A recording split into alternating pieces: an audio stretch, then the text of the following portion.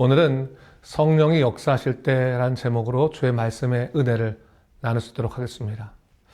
오늘 본문의 말씀은 우리가 너무나도 잘 알고 있는 베드로와 요한이 성전 미문에 앉아있던 나면서부터 못 걷게 된 사람을 치유한 사건입니다. 사실 우리가 일상적으로 경험하기 어려운 기적의 사건을 다루고 있기 때문에 우리는 너무나도 자연스럽게 성령의 초자연적인 사건에 집중하고 있지만 사실 오늘 본문이 말하고자 하고 있는 성령의 역사는 기적 그 이상의 이야기를 담고 있습니다. 특히 오늘 본문의 말씀에서 성령님께서는 우리 삶에 들어오실 때 어떠한 변화를 일으키시는지를 잘 드러내고 있어요. 그래서 저는 오늘 이 본문을 통해서 우리 안에서 역사하신 성령님께서 어떻게 일하시는지를 좀 살펴보고 이를 통해서 내가 지금 성령에 이끌려 살아가고 있는지 좀 돌아볼 수 있는 시간을 가지면 좋겠습니다. 자, 오늘 우리가 읽은 사도행전 3장의 말씀은 오순절 성령 강림 사건 이후에 일어난 첫 번째 이적의 사건을 다루고 있습니다. 오늘 본문은 이렇게 시작하죠. 1절과 2절을 제가 읽겠습니다.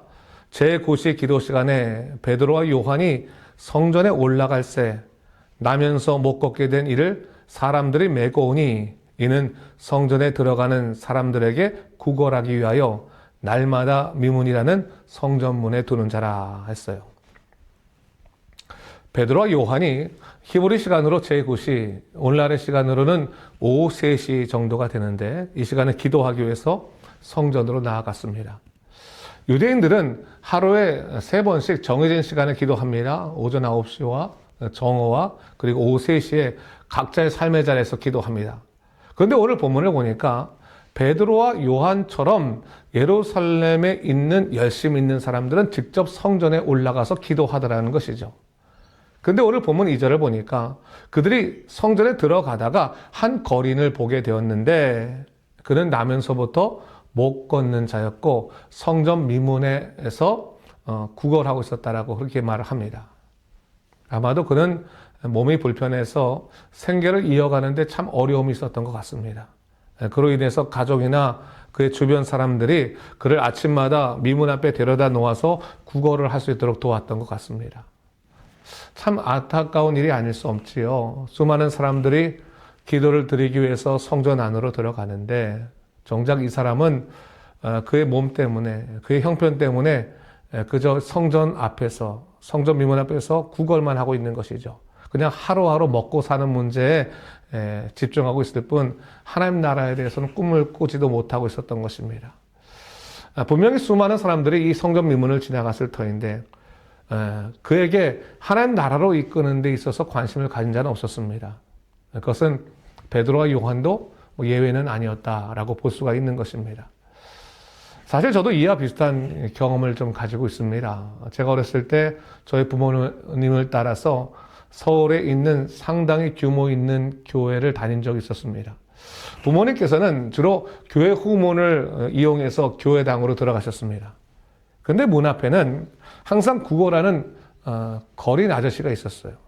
저는 아마 그분을 4, 5년 정도는 그냥 뵀던 것 같은데 어린 나이였지만 그분을 볼 때마다 제 마음이 항상 아팠습니다.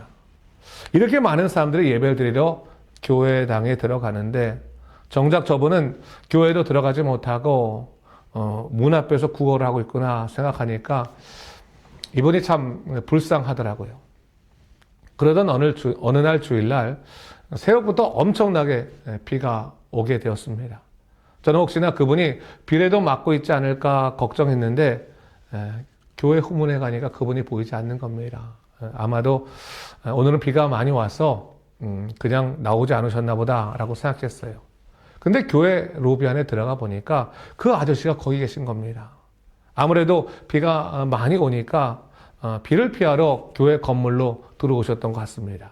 뭐 당연한 일 아니겠습니까?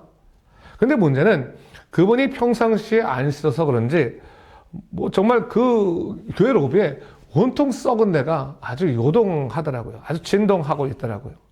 지나가던 교인들이 그 냄새를 맡으면서 얼마나 인상을 찌그리고 가시는지 그분이 그 표정을 보면서 좀 안절부절하지 못하고 있었습니다.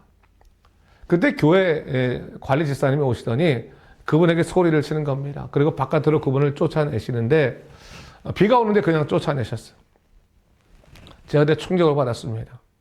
적어도 4, 5년 동안 제가 본 4, 5년 시간 동안 주일날 이분이 교회 후문이 아니라 교회당 안에까지 로비까지 들어온 것이 처음일진데 이분은 처음으로 들어온 이 예배당 안에서 악취를 풍기는 거린이라고 하는 이유만으로 쫓겨난 것입니다.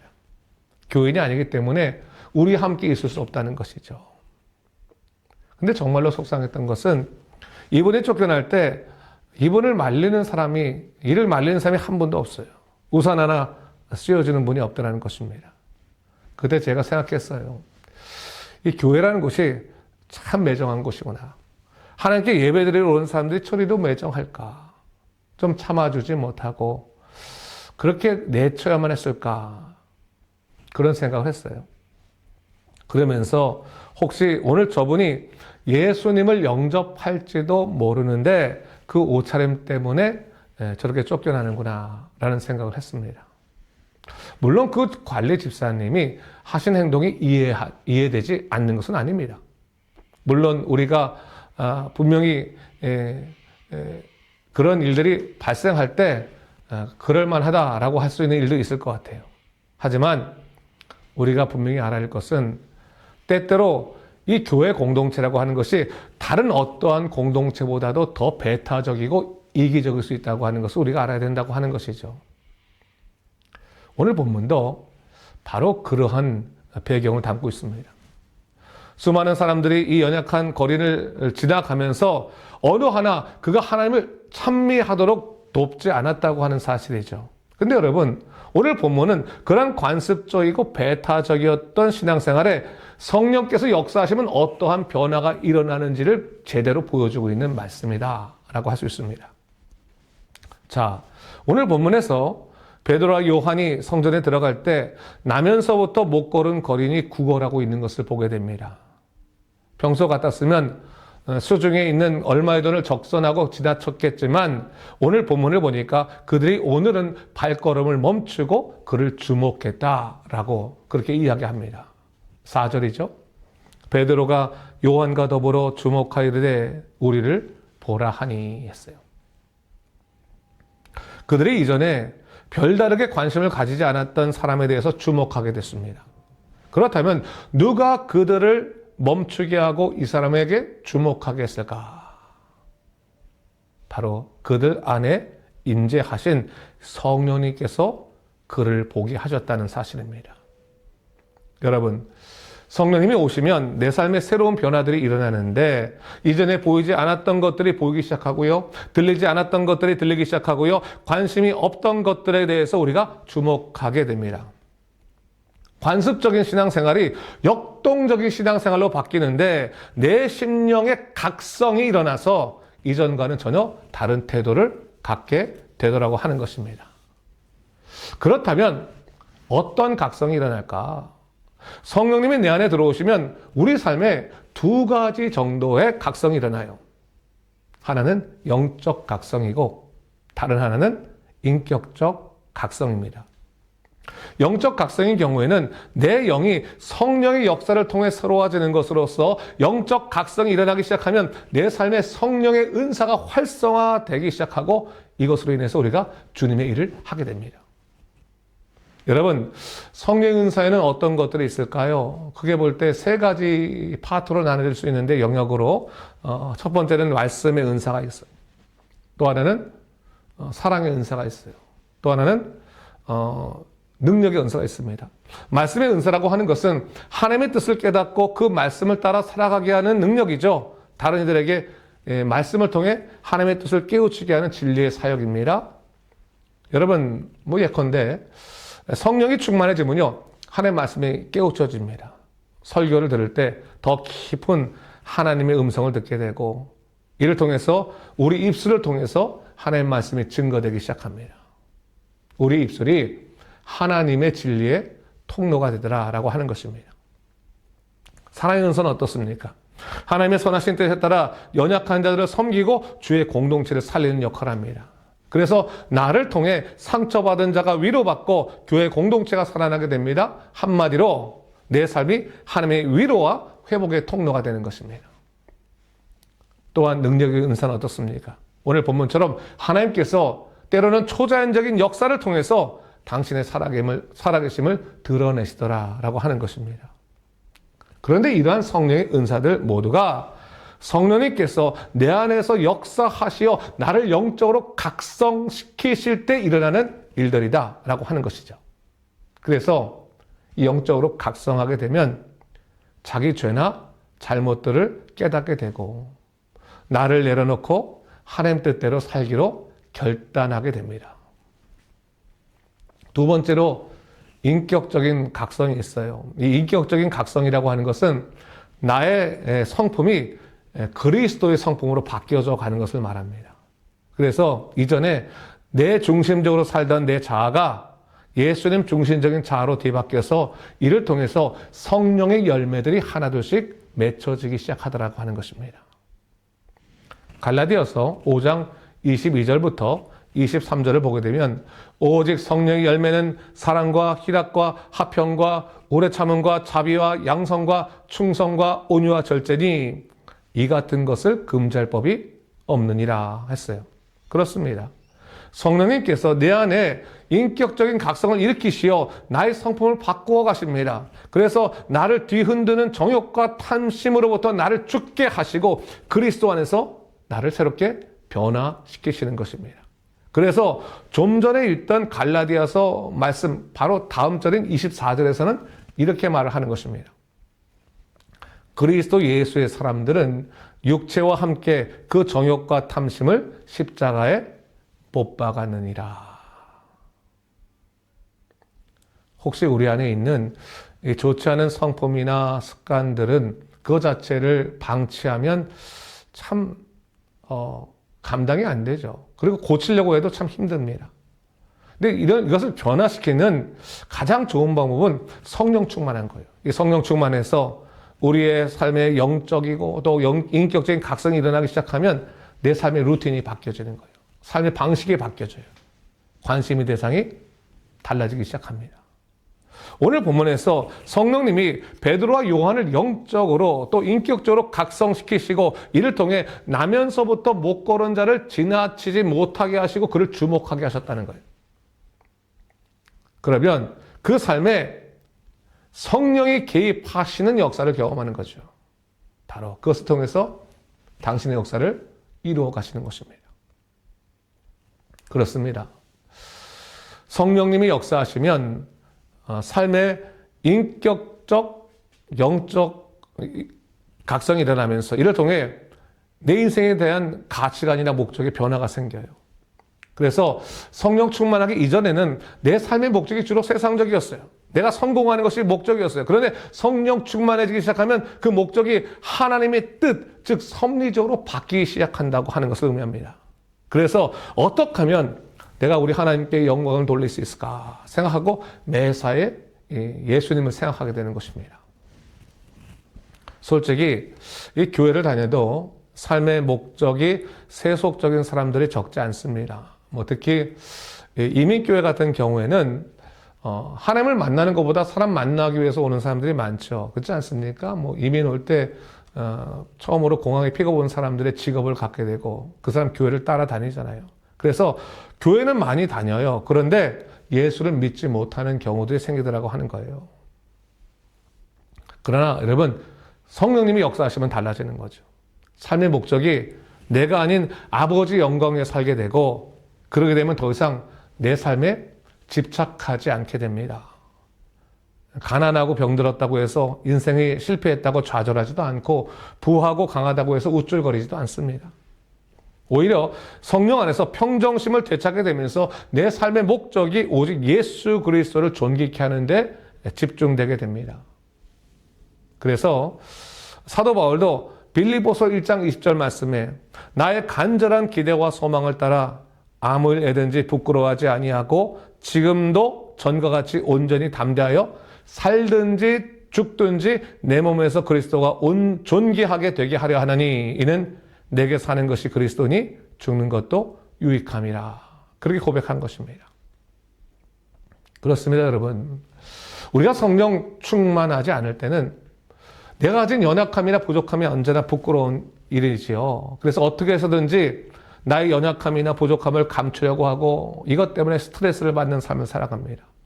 하지만 성령이 역사하면 내 연약함이나 부족함이 오히려 내게 주님이 살아계시다고 하는 그런 역사하시는 자리가 되는 거예요. 그리고 그것으로 인해서 오히려 약한 것들을 자랑하는 사람이 됩니다. 사도 바울이 그러지 않았습니까? 자기가 가진 육체의 질병이 너무나 고통스럽고 창피해서 이를 위해서 3번이나 간절히 기도했어요. 근데 하나님께서 그것을 거절하시며 말씀하십니다. 고린도후서 12장 9절부터 10절에 이렇게 말씀하세요. 나에게 이르시기를 내 은혜가 내게 족하도다. 이는 내 능력이 약한 데서 온전하여짐이라 하신지라. 그러므로 도리어 크게 기뻐함으로 나의 여러 약한 것들에 대하여 자랑하리니 이는 그리스도의 능력이 내게 머물게 하려 함이라. 그러므로 내가 그리스도를 위하여 약한 것들과 능욕과 궁핍과 박해와 공고를 기뻐하노니 이는 내가 약한 그때 강함이라. 할렐루야. 그렇습니다. 내가 약한 것들에 대해서 자랑할 수 있는 것은 뭡니까? 그리스도의 능력이 이 약한 부분을 통해서 드러난다는 거예요. 드러난다는 것이죠. 오늘 우리가 읽은 사도행전 3장의 말씀을 보면 베드로와 요한이 혹시나 자기에게 돈을 받을까 하면서 기대하며 바라보던 거린에게 뭐라고 말했습니까? 은과 금은 내게 없거니와. 장난치는 것도 아닌데 한 푼 달라고 하는 이 사람에게 왜 그렇게 말했을까? 이는 하나님의 섭리 가운데 살게 되면 우리의 부족함이 오히려 하나님의 역사의 통로가 되기 때문에 이것을 감추거나 부정할 이유가 없기 때문에 그렇습니다. 그렇습니다, 여러분. 그리스도 예수의 사람은 나의 연약함이나 부족함을 감추기 위해 거짓으로 자기를 꾸며낼 필요가 없는 사람들입니다. 이는 성령님께서 나의 부족함이나 연약함을 통해서 일하시기 때문에 그래요. 성령께서 내 안에서 확신하면서 말씀하시는 겁니다. 오직 네 삶의 답은 예수 그리스도다. 그래서 확실히 깨닫게 하시고 증거하신다고 하는 것이죠. 한번 따라해 볼까요? 예수님께서 내 삶의 답이십니다. 할렐루야. 그렇습니다. 성령이 역사하시면 삶의 모든 문제가 예수 안에서 풀리는 거예요. 그래서 매사에 우리로 하여금 예수님의 이름으로 기도하며 그 이름을 의지하여 살게 하십니다. 자, 그렇다면 우리 다 같이 오늘 본문 6절 말씀 읽어볼까요? 베드로가 이르되 은과 금은 내게 없거니와 내게 있는 이것을 내게 주노니 나사렛 예수의 그리스도의 이름으로 일어나 걸으라 하고. 예수 그리스도의 사람들은 은과 금을 원하는 세상 앞에서 자신 있게 예수의 이름을 증거하는 자들이죠. 당당하고 담대하게 선포합니다. 여러분, 이러한 것은요, 성령님이 내 안에 계실 때 가능한 일이에요. 세상 사람들은 상에 풀려져야 안심하는 사람들이지만 예수의 사람들은 그 마음이 성령으로 평강해짐으로 말미암아 오히려 상을 담대하게 풀어가게 됩니다. 그러므로 걱정할 만한 일이 생긴다 할지라도 예수 그리스도 이름으로 기도하고 성령께 평강을 달라고 기도하는 것이 중요한 거예요. 그리고 더 나아가서 나사렛 예수 이름으로 여러분의 부족한 부분에 선포하십시오. 예수님의 이름이 선포된 그곳에 성령님께서 역사하시고 성령님이 역사하시면 우리의 마음과 상황은 달라질 수밖에 없습니다. 그래서 세상에서는 우리가 경험할 수 없는 일을 기적이라고 말하지만 우리는 표적이라고 말한 것 아니겠습니까? 사인이죠, 사인. 예컨대 우리가 블루마운틴에 갈 때 도로에 블루마운틴까지 100km 남았다고 할 때 그것 보고 멈추지 않지 않습니까? 그렇죠. 성령의 사역도 마찬가지요. 성령님께서 내 삶의 기적을 일으키시는 것은 나로 하여금 그 기적의 역사 자체에 머물게 하려고 하시는 것이 아니라 이를 통해서 우리로 하여금 하나님께 나아가도록 인도하시더라고 하는 것이죠. 그래서 기적은 우리 믿는 자에게 하나의 통로일 뿐이지 그것 자체가 목적이 아니라고 하는 것입니다. 오늘 본문 7절, 8절에서 분명히 나오죠. 오른손을 잡아 일으키니 발과 발목이 곧 힘을 얻고 뛰어서서 걸으며 그들과 함께 성전으로 들어가면서 걷기도 하고 뛰기도 하며 하나님을 찬송하니. 그렇습니다. 성령님께서 내 안에 역사하시면 나를 하나님을 나로 하여금 하나님을 찬송하게 하는 일로 우리를 이끄세요.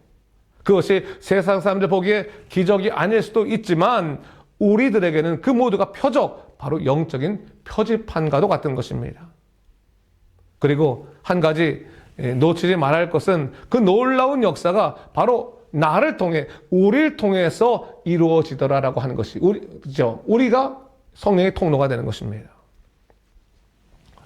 여러분, 성령의 역사는 언제나 공동체적인 역사를 일으킵니다. 나 혼자만 은혜 받는 것으로 끝나지 않고요. 나를 통해 죽어가는 사람들이 살아나는 놀라운 역사가 일어나는 거예요. 그러니까 우리를 통해 사람이 살아나고 우리 교회를 통해서 사람이 살아나는 것입니다. 오늘 본문에서 수많은 사람들이 성전 민문을 지나갔지만 그로 하여금 하나님을 찬미하도록 도운 사람은 아무도 없었습니다. 하지만 베드로와 요한이 성령 충만하게 되자 그들은 어느 누구도 거들떠보지 않던 이 사람에게 다가가서 뭐라고 선포하는 겁니까? 나사렛 예수 이름으로 일어나 걸으라 선포하고 그를 일으켜서 세우고 그와 함께 성전에 들어가서 주님을 찬송했습니다. 나를 통해서 다른 사람의 인생이 변화되도록 하는 것입니다. 여러분, 이런 사람이 돼야 돼요. 오늘날 교회들이 개인적인 신앙만 가르치다 보니 이런 공동체적인 사명을 놓칠 때가 많아요. 우리 포르미스 공동체는 이런 공동체적인 사명을 갖고 함께 더불어 사람을 일으켜야 돼요. 주님을 찬미하도록 이끄는 삶을 살아야 됩니다. 여러분, 성령님께서는요, 우리를 참된 공동체로 이끄시는 분이십니다. 우리로 하여금 홀로 걷게 하시는 것이 아니라 함께 이렇게 세우고 함께 찬양하는 공동체 신앙을 만드시는 분이라고 하는 사실을 잊지 마십시오. 그러므로 고립된 신앙이 되려고 하지 마세요, 여러분. 나 혼자 믿음 생활 잘하면 되지, 뭐 다른 사람들까지 신경 쓰나 그러지 마세요. 그러면 성령이 역사하지 않으세요. 성령께서 우리 안에 역사하시면 우리는 함께 일하게 돼요. 함께 쓰임받고 함께 기뻐하고 함께 하나님의 역사를 체험하게 됩니다. 자, 오늘 말씀을 좀 정리하도록 하겠습니다. 우리의 삶에 성령이 역사하면 변화가 일어나죠. 우선적으로 각성이 일어나는데 어떤 각성이요? 영적 각성과 인격적 각성이 일어나고 이를 통해 성령의 은사와 성령의 열매가 일어나게 됩니다. 성령의 은사를 통해 주님의 일을 하게 되고 성령의 열매를 통해서 다른 사람들을 위로하고 섬기게 하시더라고 하는 것입니다. 그리고 성령님께서는 내 삶에 대한 가치관과 목적을 바꿔내셔서 내 삶 자체가 하나님의 영광을 드러내는 통로가 되게 하십니다. 그리고 더 나아가서 성령님께서는 우리로 하여금 예수의 이름으로 선포하게 하시고 이를 통해서 죽어가는 사람들을 살려내시게 하시더라고 하는 것이죠. 그래서 우리 모두가 하나님을 찬미하는 기쁨의 공동체를 이루게 만드십니다. 사랑하는 성도 여러분, 우리 공동체는 그런 공동체가 돼야 돼요. 영혼 구원을 위한 공동체, 사람을 살리는 공동체, 성령의 능력을 증거하는 공동체가 돼야 됩니다. 그래서 우리 오직 주님을 따라 믿음으로 살며 항상 하나님을 기뻐하시는, 주님께 큰 기쁨과 감동을 드리는 우리 믿음의 사람 되시기를 주님의 이름으로 축원합니다. 다 같이 한번 기도하겠습니다. 우리의 삶을 주관하시는 전능하신 하나님 아버지 참으로 감사합니다. 오늘 이 시간에 우리가 정말 성령님께서 우리 삶에 오셨을 때 어떤 변화가 일어나는지를 돌아보게 하신 것 감사합니다. 주님, 우리 삶에 영적인 각성이 일어나게 도와주시고 인격적인 각성이 일어나게 도와주시사 우리를 통해 사람 살리는 놀라운 역사, 복음의 능력의 역사가 일어날 수 있도록 인도하여 주시옵소서. 성령께서 우리를 지키실 것을 믿습니다. 우리를 하여금 더욱더 주님께 나아가는 천국 백성으로의 삶을 살아가도록 인도하여 주시옵소서. 이 모든 말씀 예수님 이름으로 기도드립니다. 아멘.